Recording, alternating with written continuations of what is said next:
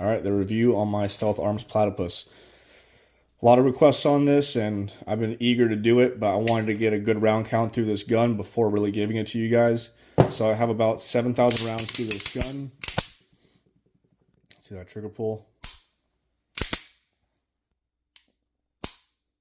So about 7,000 rounds through this. I have a few mods to it, which we'll get into here in a second, but let's break down kind of why I ended up buying this gun to begin with. I wanted a 2011, but I wanted something that took Glock mags that have so many of them, and I didn't want to really spend that price point on all these extra mags or just unnecessary mags I'm not going to be running unless it's out of one specific gun, like Staccatos, or I think are also $80 a mag, which to me is just, shooting's expensive enough as it is. I don't need an extra cost to it, which is going to be ridiculous high mag prices.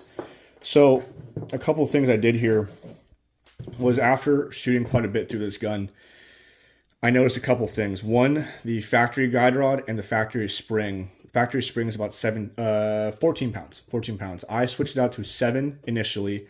At about 3,000 rounds, I noticed it was starting to get a bit sluggish on the return, so I upped that to 8, and so far so good. With that as well, I upgraded this to the Dawson Precision toolless guide rod. As you just saw, I literally just used my hands to take this apart. It uses this little clamp right here to catch the, I don't know what the fuck this is called, but catch this thing.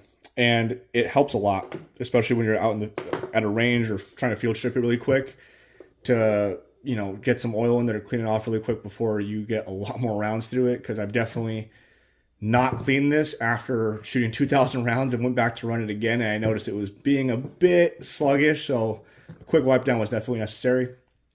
I run the JagerWorks mag extensions on this, and one reason I do that primarily is they are toolless, and all it is just essentially catching on the friction points and the size overall of that Glock base, where you'll see on the bottom of this, I've had other mag extensions that have pins at the bottom, and it'll start to eat up this mag well down here. It'll still seat no problem, but the issue is that it's really starting to just eat up the back of that mag well, which I just don't want and don't need it. So as much as these work still, I definitely prefer to run the JagerWorks. They're a lot simpler to install, no parts, nothing's going to come loose on them. So with that, they just go together so much better.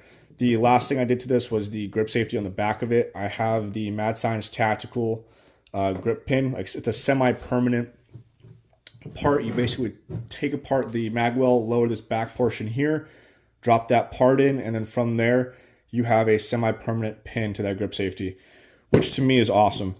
Absolutely makes a difference